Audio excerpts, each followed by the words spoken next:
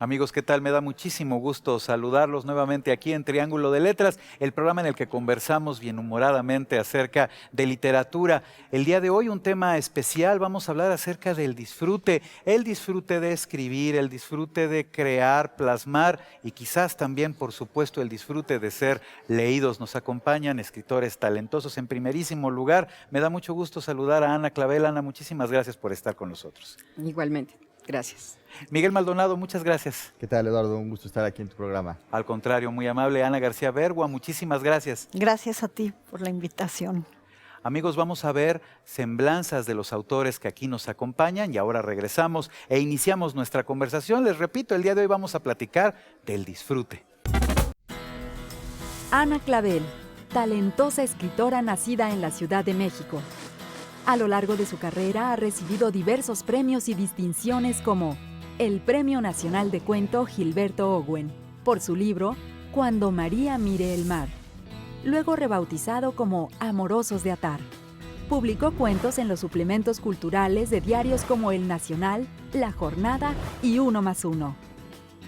Algunos de sus cuentos fueron traducidos al inglés y al italiano. Su novela, Las ninfas a veces sonríen, representa un lúbrico y maravilloso viaje por la condición femenina y el despertar sexual. Ana García Bergua nació en la Ciudad de México. Ha colaborado en numerosos suplementos culturales y revistas. Fue becaria de Conaculta y ha publicado hasta el momento 4 novelas y 5 libros de cuento. Su gustada columna Y ahora paso a retirarme se ha publicado durante años como parte del suplemento La Jornada Semanal. El limbo bajo la lluvia recoge algunos de los cuentos más destacados de la escritora.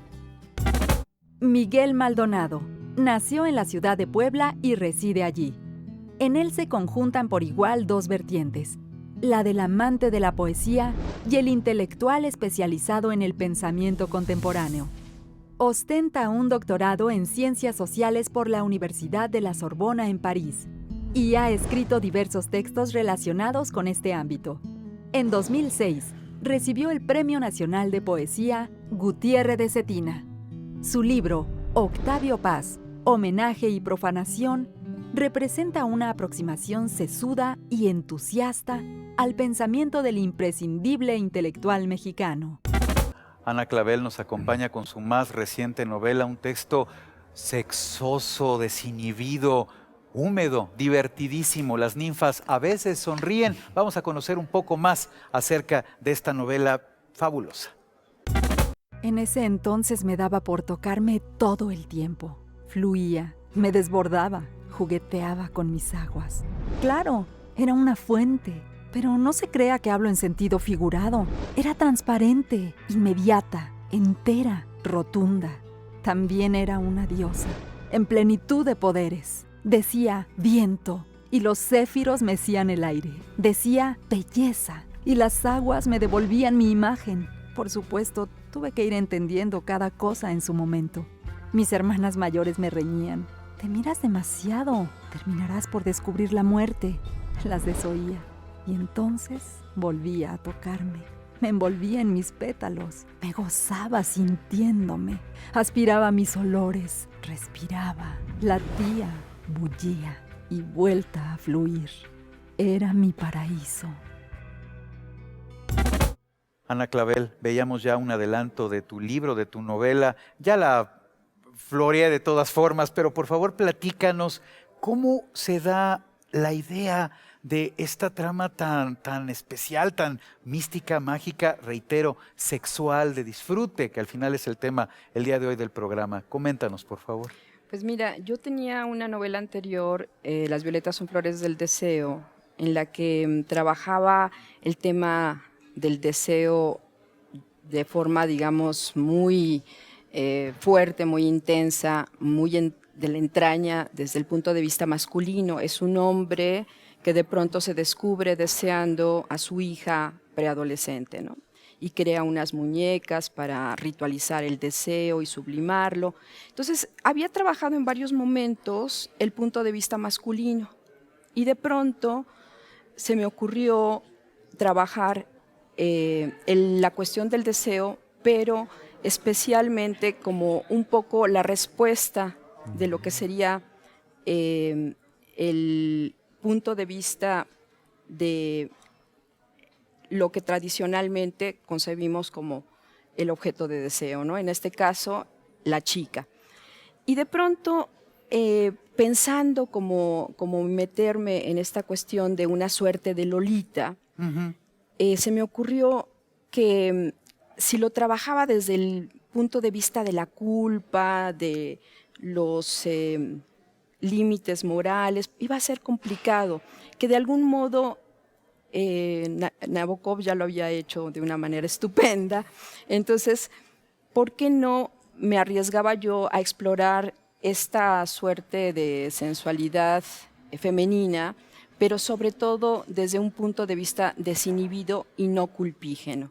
Y entonces la escritura empezó a fluir de una manera tan gozosa que me permitió hacer como estas exploraciones no tan convencionales, porque siempre en estos terrenos se mete mucho el asunto de lo que sería precisamente el tabú, el asunto del complejo de culpa.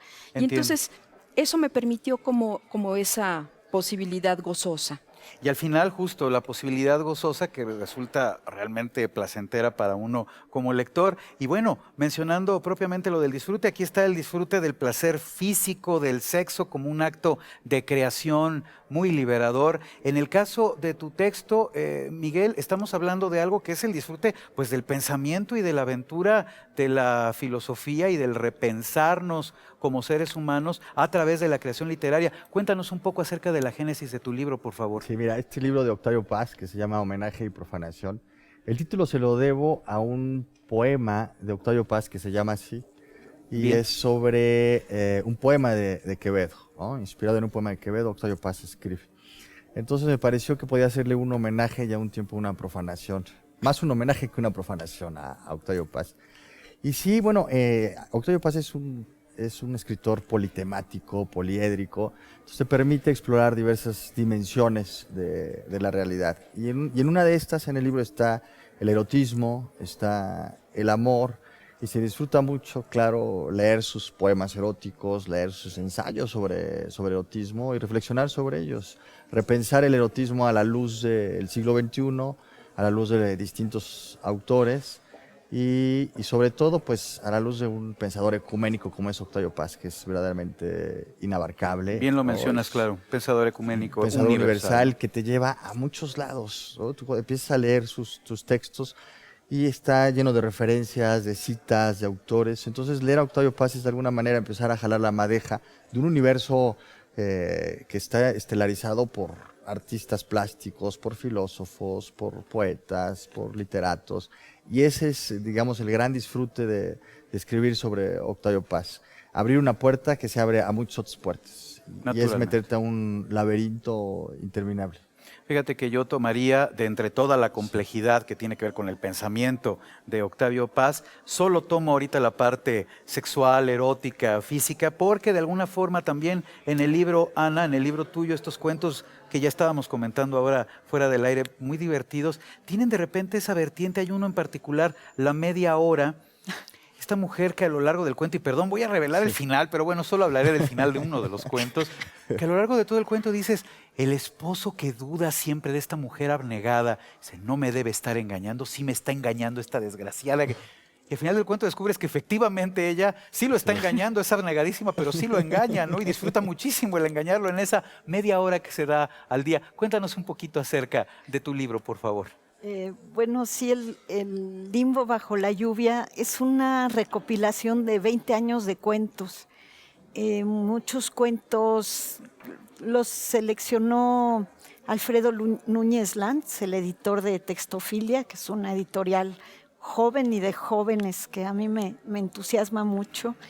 Él hizo de libros míos que estaban pues ya fuera de circulación, otros que sí, pero que no son tan recientes, de antologías, cuentos de por aquí por allá, y él hizo como una mini antología de 20 años de cuentos míos. Y sí creo que el punto de vista que eligió para armar los cuentos fue estos que se van como por las grietas, ¿no? Como que se cuelan las trampas que nos pone la vida cotidiana, en el amor, claro, en el deseo, en la muerte, en muchas cosas. Y bueno, entre ellas está esta señora que pues parece que ella va al súper, pero en realidad no sabemos qué hace, ¿eh? Eso debo decírtelo. Exacto, ahí puede uno tener como diversas lecturas o sospechas. Sí.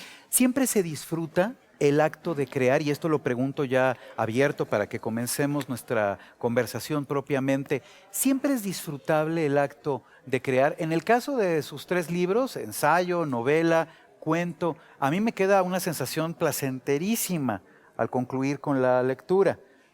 Pero el caso con ustedes es igual. ¿Ustedes disfrutaron realizar estos trabajos, Ana?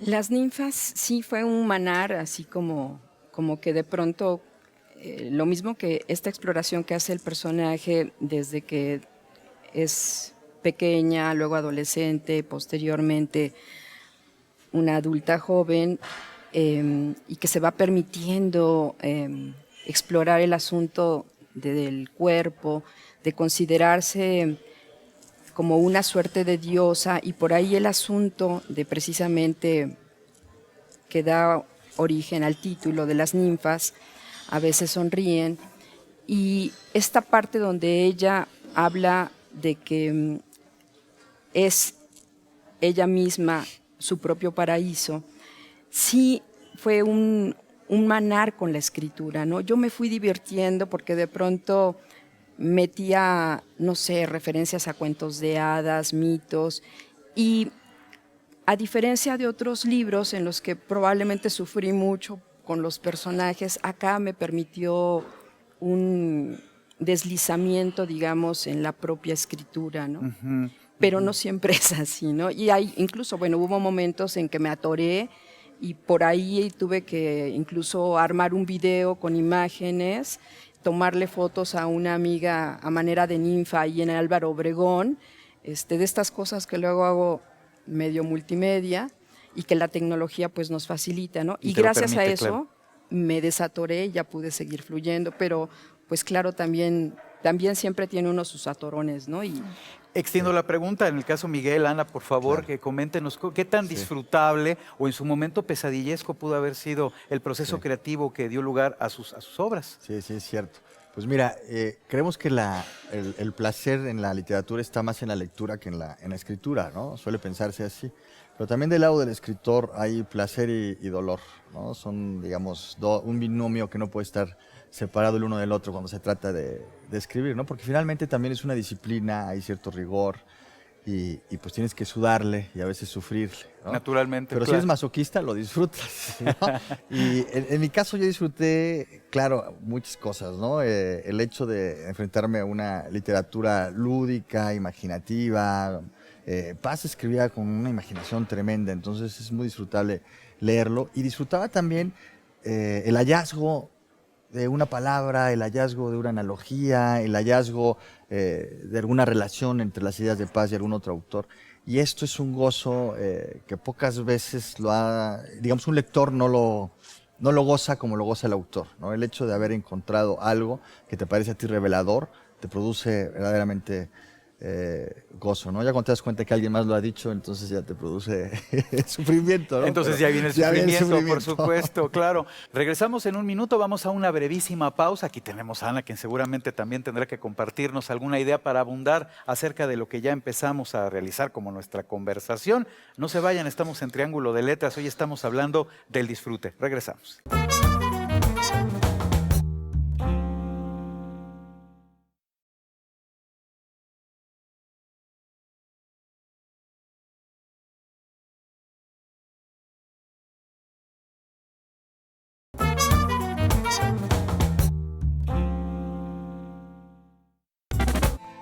Tuve que cortar de tajo porque no lo soporté.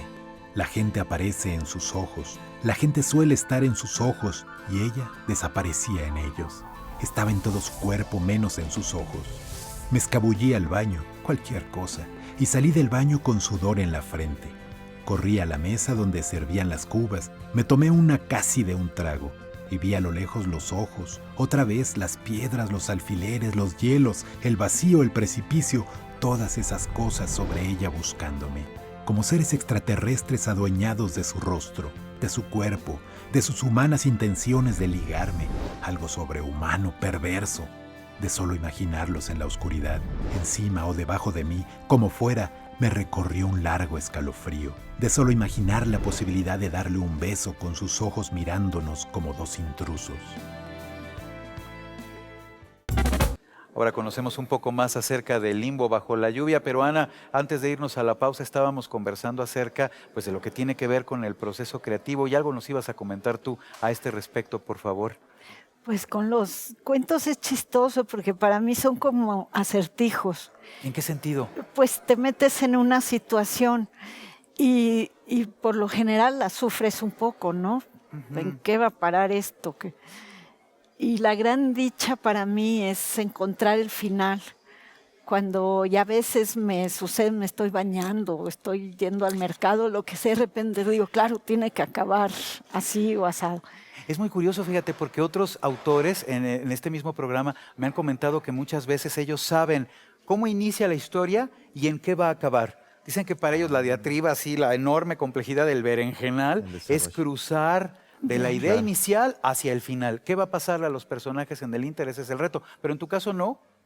Pues es que muchas veces el final planeado al principio no Sí, no funciona. funciona. Mira, Claro. ¿les pasa? Sí, Pasa, Ana, de desarrollamos al repente no final. tener el... Y es que Sí. tienes toda la razón, porque de pronto, en especial en el cuento, hay una suerte de poética del enigma, ¿no? Si no Sí. hay Sí. como los elementos que te vayan llevando, te creen una cierta sospecha, intriga, Sí. no sigues, ¿no? Y muchos los buenos cuentos son eso. Y claro, Sí. a veces Sí, los es un mejores final cuentos son inesperado. los que no tienes esa idea tan preconcebida, ¿no? Claro. Sí. ¿Ibas a mencionar, Miguel? Sí, los finales inesperados del cuento, ¿no? Son como parte clásica del cuento. Y lo mismo en la poesía, ¿no? El Bueno, y en la desarrollo poesía que llevado lleva, quizás sí. al extremo, ¿no? Sí. O sea, muchas veces no puedes tener como la idea preconcebida en el caso de nada, ¿no? Digo Sí. yo, en el caso de la poesía, ¿no? No, y recordando, por ejemplo, a don Octavio, el cuento esto de mi vida con la ola, ¿no? Cómo va derivando con esta relación de una ola que de pronto se trae a la Ciudad la de lleva a su México, casa. ¿no? Y es una relación muy erótica, Paz tiene elementos eróticos prodigiosos, y cómo finalmente el final inusitado, ¿no? Y es lo que finalmente te da como más elementos para quedarte con ese pequeño universo que verdaderamente te atrapa. Pues la epifanía, precisamente, Ana, la revelación que puede haber como creador, pero esta revelación se da específicamente o siempre al término o durante el proceso creativo. Ana. Pues son cosas que se van encontrando, ¿no? Y es cierto, cosas como que la historia establece sus propias reglas Sí. y cuando vas encontrando las cosas que corresponden a eso, de repente se abre un mundo muy sorpresivo. Un Yo mundo creo que es como sorpresivo. todo, ¿no? Parte Claro. de la... Claro. ¿Y estabas apuntando algo más, Miguel? Sí, bueno, es que yo pienso que en los géneros breves, como son la poesía o el cuento, los finales de algún modo tienen que ser sorprendentes, epifánicos, ¿no? Ser breve hay que ser más intenso, ¿no? Cuando tienes la largueza de una novela, el desarrollo de la novela te permite, digamos, encontrar distintos momentos epifánicos. Quizás, ir puede sorprendiendo. ser, Pero en claro. el cuento y en la poesía te restringes a tener un final contundente, ¿no? Digamos que a mayor brevedad, mayor intensidad y a lo mejor a mayor largueza, menor la intensidad del final, ¿no? Es el desarrollo quizás lo que importa más que el final de una novela, me atrevo a decirlo, ¿no? En muchos casos puede ser, pero ¿tú Sí. estás de acuerdo, Ana? Bueno, también en la escritura puede ser tan gozoso que cuando yo tenía, por ejemplo, esta frase de yo era mi paraíso, que es la línea final del primer capítulo, descubrir eso también es paradisiaco, ¿no? En el momento, ahora sí que como lo que hablábamos también a propósito de Rayuela, en otro momento de la conversación a propósito del gíglico, de cómo las resonancias incluso del lenguaje mismo a la hora que se articulan puede ser ese gozo que por supuesto transmites al lector. Sí. Exactamente. Es Perdón, que Miguel, los gozos son distintos. Gozas distinto un poema que un cuento o que una novela, ¿no? Una novela no quieres que acabe. El gozo, digamos, es el trayecto. Un cuento quieres ya que te digan en qué va a terminar ese desbarajuste o esa confluencia de realidades y de, sí, y de signos, historias, ¿no? sí, De claro, historias. justo. Y en el poema lo mismo, ¿no? En el poema, aunque se mueven dos puentes, porque hay poemas largos, que también disfrutas el recorrido, y poemas cortos que quisieras ver que terminen y en qué termina, ¿no? Bueno, sí, digo, para poema que más recuerdo, Piedra de Sol, por Dios, Claro, ¿no? Que es uno sí. quizás de los más importantes, o no quizás el más importante. Bueno, para conocer un poquito más acerca del trabajo que el día de hoy nos presenta aquí Miguel sobre Octavio Paz, vamos a ver un avance de su texto. Regresamos y seguimos conversando. Por su lado, Abel Martín y Juan de Mairena, heterónimos de Machado, que igual que los de Pessoa comparten una relación maestro-discípulo, vuelven la mascarada aún más extrema. Una ficción origina otra ficción. Machado lo canta. Todo el amor es fantasía. Él inventa el año, el día, la hora y su melodía. Inventa el amante y más, la amada. No prueba nada contra el amor que la amada no haya existido jamás. Abel Martín cuenta: mis ojos en el espejo son ojos ciegos que miran los ojos con que los veo. Juan de Mairena es poeta, filósofo, retórico e inventor de una máquina de cantar. Nació en Sevilla, murió en Casariego en Tapia. Es autor de una vida de Abel Martín, de un arte poética, de una colección de poesías, coplas mecánicas y de un tratado de metafísica, Los 7 reversos. Juan de Mairena, creación de Machado, escribió una Vida de Abel Martín, otro heterónimo de Machado. De la misma forma, en un sinfín de desdoblamientos, Paz recurre a Machado, Machado a su heterónimo, y este reflexiona sobre la otredad. Miguel, hablábamos de Piedra de Sol antes de presentar tu texto. El año entrante se cumplirán 100 años del natalicio de Octavio Paz, que en gran medida, digo, se trata de uno de los mexicanos más destacables. Platicábamos un poquito acerca de que si habría que meter o hubiera que meter a todos los mexicanos talentosos en una especie de embudo, quizás, y hay quien lo menciona con toda certeza, los dos últimos que quedarían así como los más grandes, importantes, Sor Juana Inés de la Cruz y Octavio Paz. Sí. No sé si estarán ustedes de acuerdo con ello, No, pero claro bueno, que sí. podríamos Y abundar. si el embudo es más pequeño, ¿con cuál te quedas?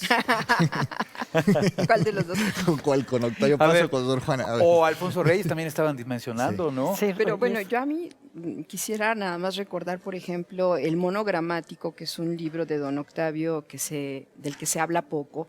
Y a propósito del goce, este discurrir de la escritura, que de hecho se publicó originalmente en Los Senderos de la Creación, Sí. y hacía referencia al camino de Galta, en la movimiento sinuoso.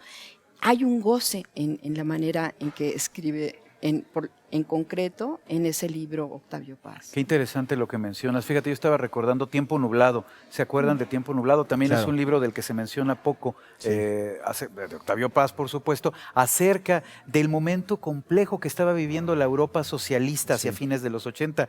Qué disfrute para el maestro que las profecías de alguna forma arrojadas en Tiempo Nublado finalmente se convirtieron en ciertas. Sí. Se cayó el muro, acabó el orden social que mantenía el comunismo, en fin, no sé. Claro, sí fue un visionario. Yo creo que en eso también radica pues, los premios que siguieron después de estos libros, el reconocimiento nacional e internacional, ¿no? Fue un visionario que él vio que los bloques, digamos, radicales y de ideologías radicales, pues no iban a fructificar y que el camino era por la democracia y el liberalismo, ¿no? Exactamente, y creo que como apuesta intelectual, en ello radica muchísimo del poderío del maestro Paz, y también, regreso a la conversación que manteníamos con respecto al disfrute, el proceso creativo también se vuelve muy disfrutable como creadores cuando uno llega a la consecución de algo que lo mantiene contento, digamos, Sí. ¿no? Que al final se queda uno bien satisfecho con lo que ha hecho, ¿no, Ana? No sé, yo pensaba en esto, bueno, en Octavio Paz y en la inteligencia como goce también, ¿no? Finalmente pensar Uy, pues sí, el en la disfrute medida de en que pensar, ¿verdad? podemos, Claro. es un gozo, que es una, vamos, se transita hacia algo. se entienden cosas, se abren. Y es Claro, el sí, sí. ensayo, ¿no? Por ejemplo, pienso en Es el Tomás ensayo, Segovia, claro. en Roland Barthes, que justamente a mí me ha hecho escribir en algún momento que cuando hay ese goce en la inteligencia, en el discurrir del pensamiento, estás hablando en realidad de una erótica del pensamiento. Sí, porque es Mira una qué pasión. lindo. Es la pasión Es una intelectual colinda con la pasión erótica. O la ¿no? pasión crítica, regresando Pasión a Octavio crítica Paz, ¿no? también, Juntar claro. nuevamente dos elementos como puede ser esta cuestión del sentir Sí. y a la vez el aspecto de la crítica, que bueno, sabemos que conlleva más la cuestión intelectual, ¿no? Entonces, juntar esos dos conceptos, bueno, Sí. Octavio Paz siempre Tienes tuvo razón. títulos muy afortunados, no solamente las obras, sino en sí los Claro, títulos, ¿no? incluso hay una cita de Octavio Paz, bueno, más bien, yo cito a Octavio Paz. Hay Hay una frase cita de que yo Octavio realizo. Paz, ¿no? En la que dice que el erotismo es una erótica corporal y que la literatura es una erótica verbal. ¿No? Esta idea de vincular Hermosa idea. las palabras con la sexualidad, ¿no? Claro. No está lejana de lo que acabamos de decir, ¿no? La pasión intelectual. Recordaba yo al maestro Kapuczynski que en un momento menciona, dice, cuando yo descubrí que la verdad, en el caso de un creador periodístico, del maestro de muchos de nosotros periodistas, descubrí que después de la ventana, que atrás de la ventana estaba la verdadera realidad, la realidad real para ser contada, y que yo podía transgredir ese espacio, fue un hallazgo tan, y lo menciona así, disfrutable, tan gozoso. En ese momento, por supuesto, yo afronto la creación, pero como un personaje más dentro del proceso, ¿no? Claro. Y no sé, digo, en un momento también el maestro Paz, ustedes como autores, se vuelven protagonistas, ¿no? Seguramente del hecho que están creando, ¿no? ¿Te pasa, Ana? Bueno, en este último libro, por ejemplo, de las ninfas a veces sonríen, hay gente que llega a pensar que las vicisitudes del personaje me sucedieron a mí. Y yo lo que tengo que decir es que en Que no. realidad, ya brincos diera yo, no es un alter ego, es un supraego, es un ego idealizado. Me gustaría ser tan gozosa como el personaje de Ada de mi historia, ¿no? Y de tus personajes, Ana, ahora le pregunto a Sí. Ana García, ¿qué tal también? ¿Hay eso? Pues yo me meto en con los personajes de las novelas. Con los de los cuentos me divierto, pero soy mala y no los trato como a mí me gustaría que me trataran Si fueras personaje, ¿no? si fuera Exacto. persona. Miren, ha sido una agradabilísima conversación acerca del disfrute, del gozo creativo. Infortunadamente, ya se nos acaba el tiempo. Miguel Maldonado, muchísimas gracias por haber estado aquí con nosotros con este libro, ya lo mencionaba yo, muy lúcido acerca del maestro Octavio Paz. Y el año entrante, bueno, pues 100 años del natalicio, una fiesta grande, una ocasión conmemorativa para la República y para el mundo. Eduardo, gracias a ti. Sí, seguramente habrá bastantes actividades. Se reeditarán algunos libros de la misma obra de Paz, algunos otros textos que interpretarán su obra. Y pues nos va a dar mucho gusto, ¿no? Que el siguiente año festejemos a un hombre ecuménico en las letras mexicanas. Mi libro también se reeditará. No puedo decir Muy todavía con qué editorial, pero saldrá el siguiente año también. Bueno, ya estaremos pendientes de esa reedición. Ana Clavel, muchísimas gracias por estar aquí con nosotros y además, qué bien has aclarado que tu personaje no es un alter ego, sino un supraego. Gracias a ustedes. Muchas gracias, Ana. Ana García, muchísimas gracias por haber estado aquí con nosotros. Gracias por la Y invitación. amigos, no me resta más que agradecer a ustedes el favor de su presencia e invitarlos a que nos comenten todos los temas que quieran que tratemos aquí en Triángulo de Letras. Por favor, háganoslo llegar a las redes sociales que en este momento están apareciendo en su pantalla. También sugerencia de invitados, comentarios, todo lo que quieran decirnos, por favor. Aquí nos miramos la semana entrante. Muchísimas gracias. Triángulo de Letras.